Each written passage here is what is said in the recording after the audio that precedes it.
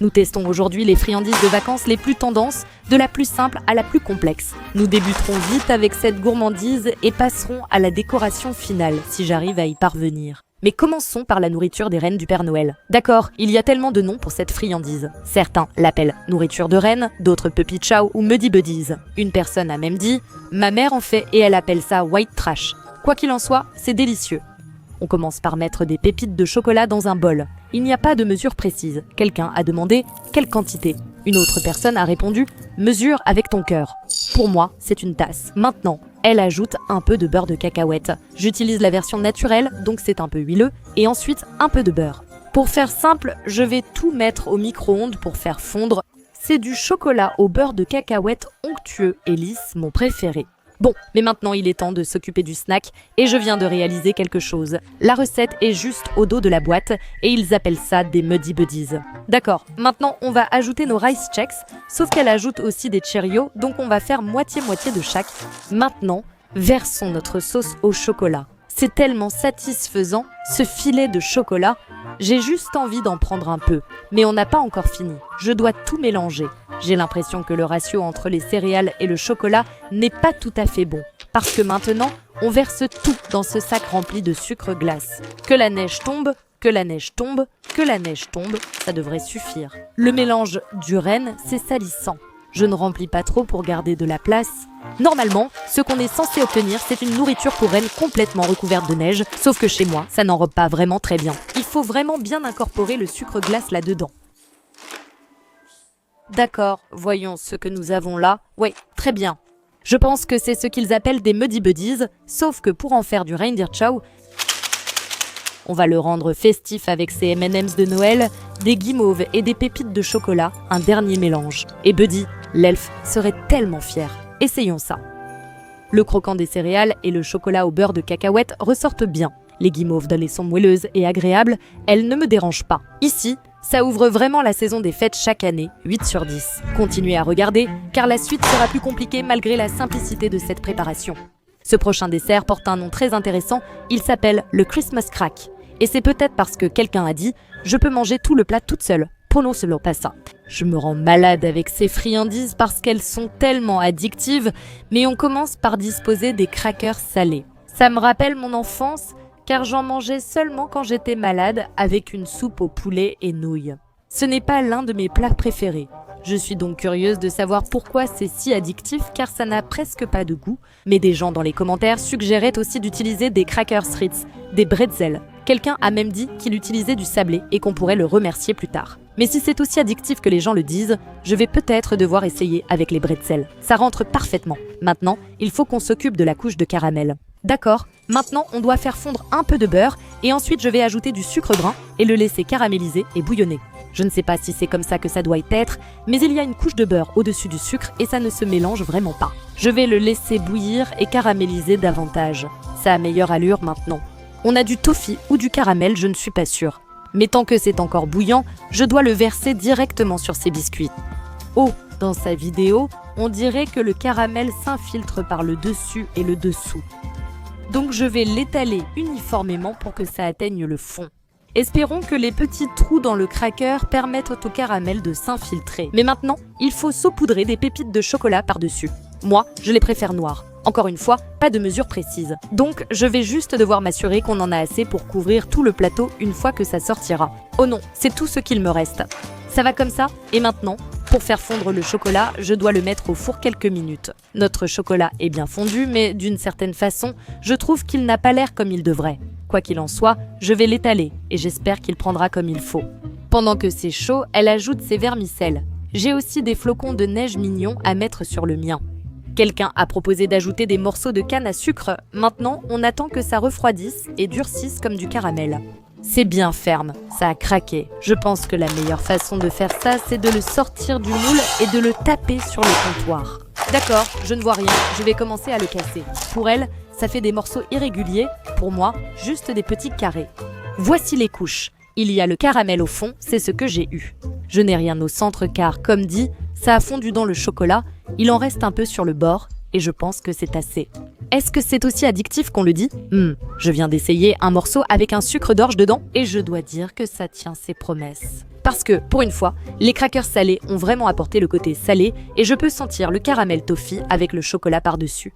Je pense que ça pourrait être plus dur, il faut juste le laisser reposer plus longtemps.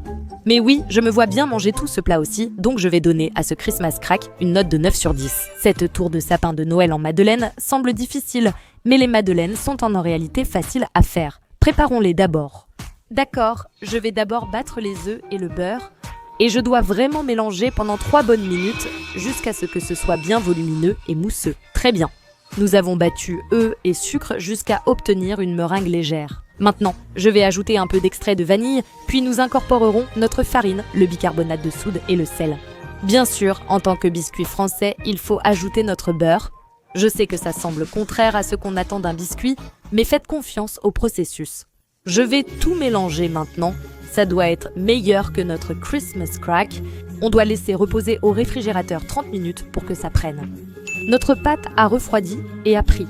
Mais maintenant, je dois huiler notre moule parce que cette étape est essentielle. Ces choses collent souvent, donc je prends mes précautions, puis j'utilise ma cuillère à biscuit pour mettre une portion dans chaque moule. Ça fondra et se répartira en cuisant. Mais ça a toujours été un rêve et un objectif pour moi d'aller au marché de Noël à Paris où je pourrais commander tous les croissants, madeleines, macarons, bûches de Noël. Quelle meilleure façon de me préparer qu'en apprenant le français. Sortons maintenant les petits gâteaux. Pour les démouler facilement, tapez le moule sur le plan de travail. Ils sortiront tout seuls. Mais regardez-moi ça, il a cette forme classique de coquillage de madeleine et la petite bosse à l'arrière. Elles sont tellement délicieuses, pour moi c'est plus un gâteau qu'un biscuit, c'est vraiment addictif. Parfait. Mais je ne dois pas toutes les manger car je dois les sortir. Laissez-les refroidir complètement avant qu'on s'attaque à la tour de sapin de Noël. J'ai ici des pastilles de bonbons vertes que je vais ajouter dans ce bol. Et on va le passer au micro-ondes pendant 30 secondes en plusieurs intervalles jusqu'à ce que ce soit bien fondu. Mélangez bien.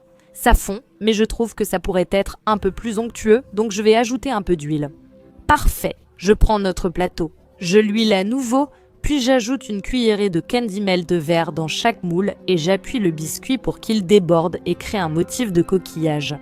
D'accord, il ne nous reste plus qu'à attendre que le candy melt prenne et durcisse avant de l'attacher à la tour. Et voici nos madeleines trempées. Elles sont vraiment parfaites et elles seront encore plus jolies une fois qu'elles entoureront cet arbre. Mais maintenant, je vais devoir trouver comment le faire. Donc, on va commencer à la base et j'ai des cure-dents que je dois casser en deux. Et ensuite, il suffit de disposer les madeleines autour de la base de ce cône. Alors, je vais en placer une juste ici et elles mettent leur madeleine vers le bas, donc je vais faire pareil. C'était facile. Il faut maintenant espacer tout ça. J'aimerais qu'elle se chevauche légèrement. Je trouve que ça rend bien comme ça. Arrête de tourner. Ce n'est pas une méthode scientifique. Oh là là, elles sont déjà en train de tomber en morceaux. Revenez me voir dans une demi-heure. Je vous avais dit que c'était un processus compliqué. Arrête de casser. D'accord, au moins, on a réussi à faire en sorte que tout rentre bien serré, sans chevaucher et sans laisser de grands espaces. J'appelle ça une victoire. Je dois mettre l'autre couche entre chacune de ces madeleines, donc je vais commencer par celle-ci juste ici et la placer juste là. Au moins, maintenant j'ai un guide, donc ça rend les choses beaucoup plus faciles à assembler. J'en suis presque à ma dernière couche, mais j'espère que j'ai assez de biscuits parce qu'il ne m'en reste plus que 4. Ce n'est pas parfait, ce n'est pas grave parce que notre sapin est terminé. En fait, ça a l'air tellement mignon et charmant, même s'il y a des petits espaces partout. Mais je vais saupoudrer un peu de poudre dorée dessus pour le rendre encore plus festif. Si seulement c'était blanc ou argenté, ce serait comme de la neige.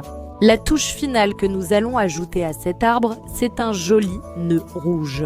Et voilà, c'est trop mignon et il est hors de question que j'y goûte parce que ça m'a demandé trop de travail pour gâcher tout ça.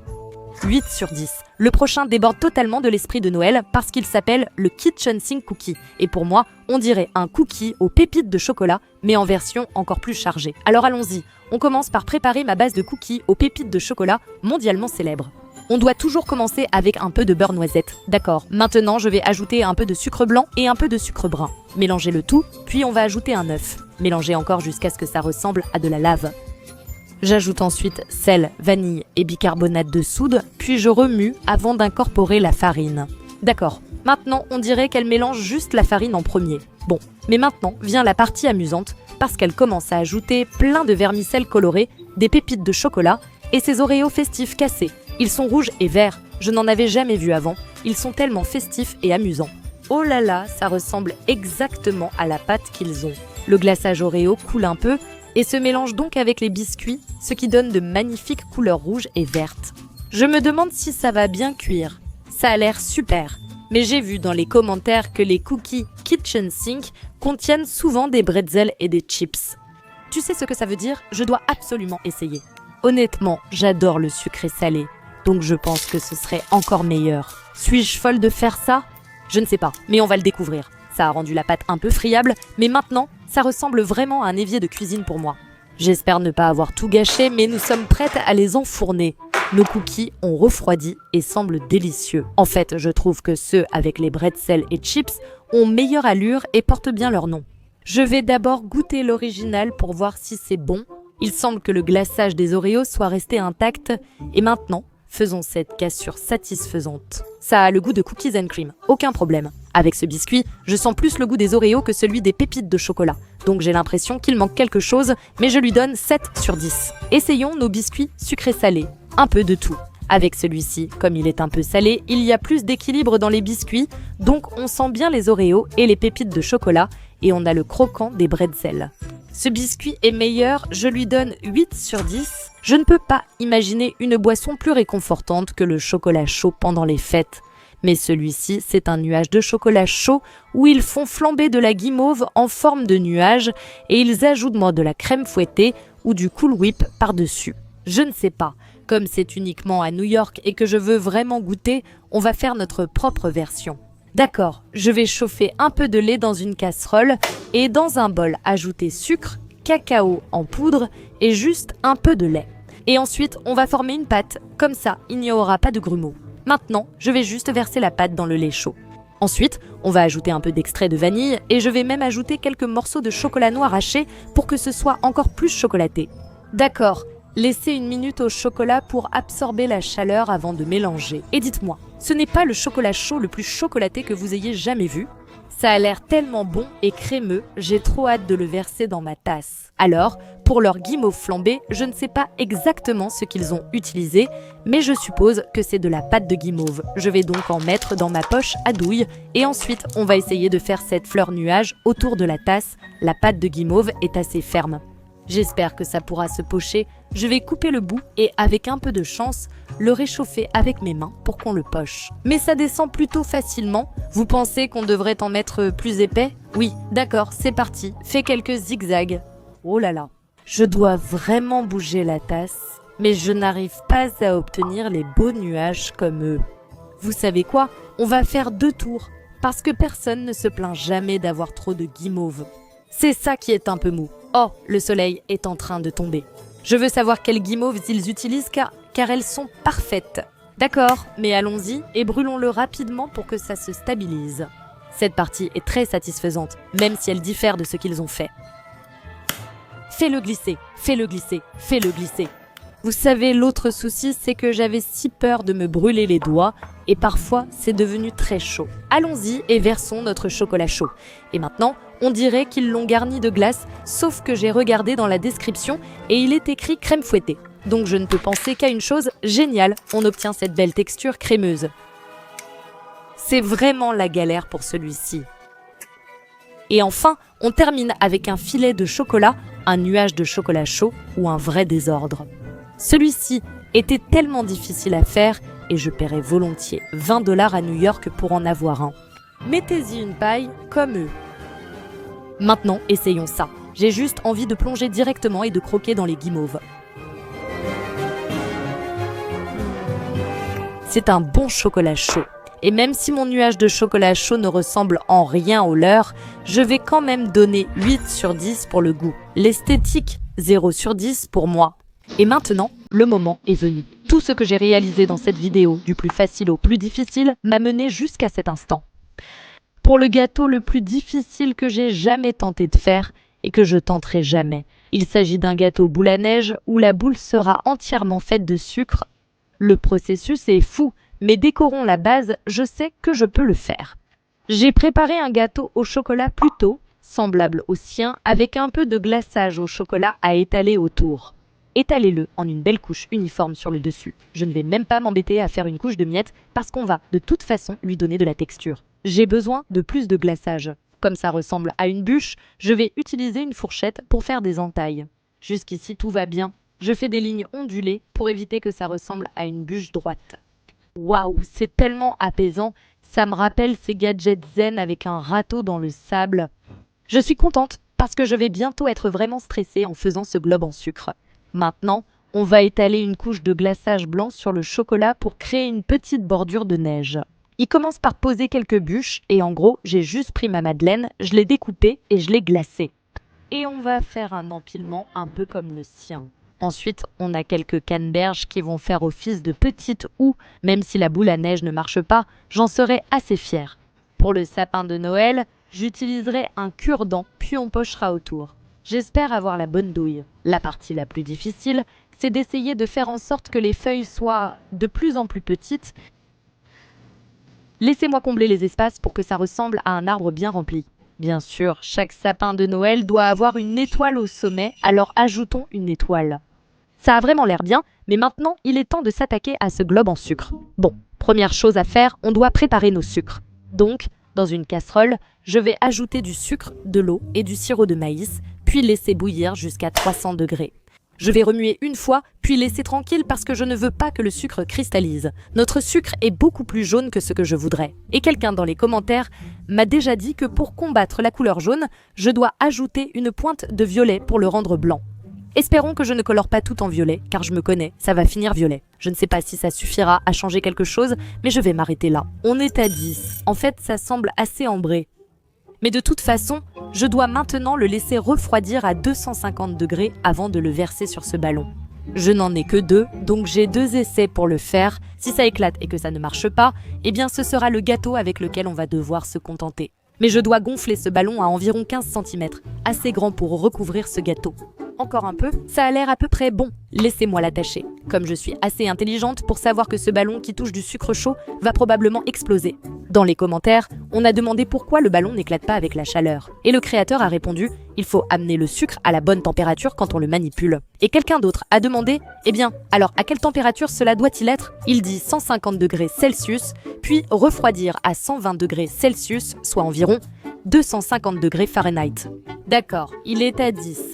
Lorsqu'on le laisse autant refroidir, il devient filant et difficile à verser. C'est parti. S'il te plaît, n'explose pas. Ça n'explose pas. Je dois faire un tourbillon autour du ballon pour être sûr d'avoir un globe, pas une masse informe. En fait, ça marche vraiment. Non, non, non, non.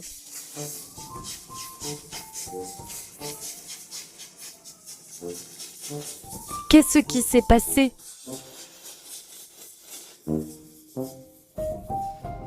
Première tentative, échec total. On s'en sortait bien. Essayons encore. D'accord, c'est mon dernier ballon, mais je vais le frotter avec de l'huile pour créer une barrière. C'est tellement bizarre. Bon, il fait nettement plus frais à 225 degrés maintenant, ce qui j'espère suffira pour qu'il n'éclate pas. Eh bien, je suppose que certaines choses devraient être laissées aux professionnels. Mais commentez en dessous si vous voulez que je réessaie avec un ballon plus résistant. Mais au moins, on a toujours du gâteau. C'est bon, 5 sur 10 pour l'effort. Si cette vidéo vous a plu, regardez-moi tester les recettes Pinterest les plus esthétiques. Salut!